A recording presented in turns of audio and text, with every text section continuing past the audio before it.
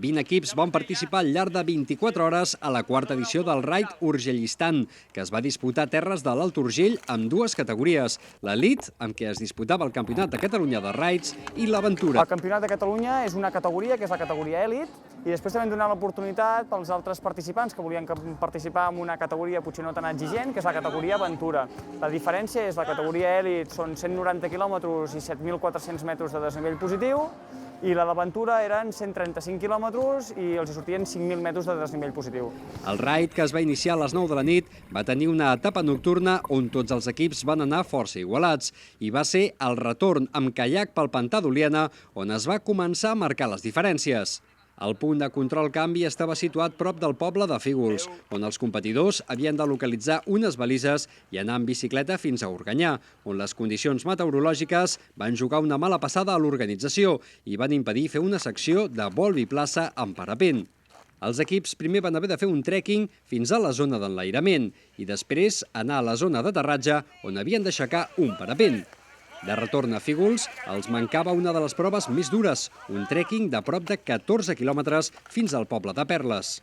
El raid va comptar amb la participació del campió del món de raids 2010, Arnau Julià. La veritat és que els raids d'aventura estan anant a més, cada vegada hi ha més gent que ho corre.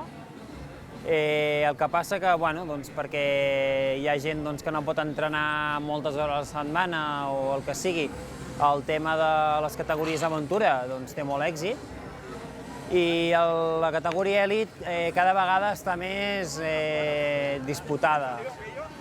La gent orienta més bé, està més forta i els equips es van compenetrant més bé per fer totes les transicions més ràpides i per tal d'ajudar-se mútuament, o sigui que realment el nivell està anant a més. A Perles hi arribaven els equips després de 4 hores de trekking. Al punt de control canvi es vestien amb els neoprens i anaven fins al barranc de Sant Pons, on l'organització havia equipat els diversos ràpels de què constava el descens.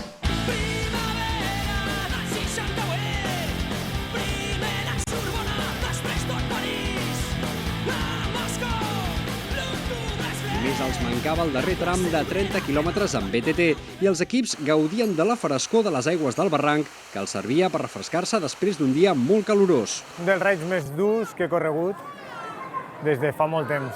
He corregut molts raids de Lliga Espanyola que no són ni la meitat de durs que aquest.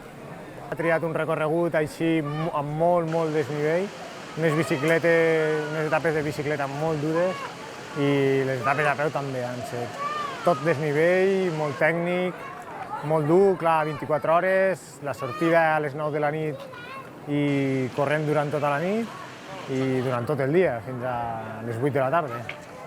Després havien de pujar fins al poble i agafar la bicicleta fins a Coll de Nargó, on hi havia instal·lada l'arribada. Finalment, i després de recórrer 190 quilòmetres amb un desnivell acumulat de 7.400 metres, l'equip Cat Ride Trango World va revalidar la victòria amb un total de 23 hores i 220 punts, 10 més que el segon equip classificat, el Haglofs.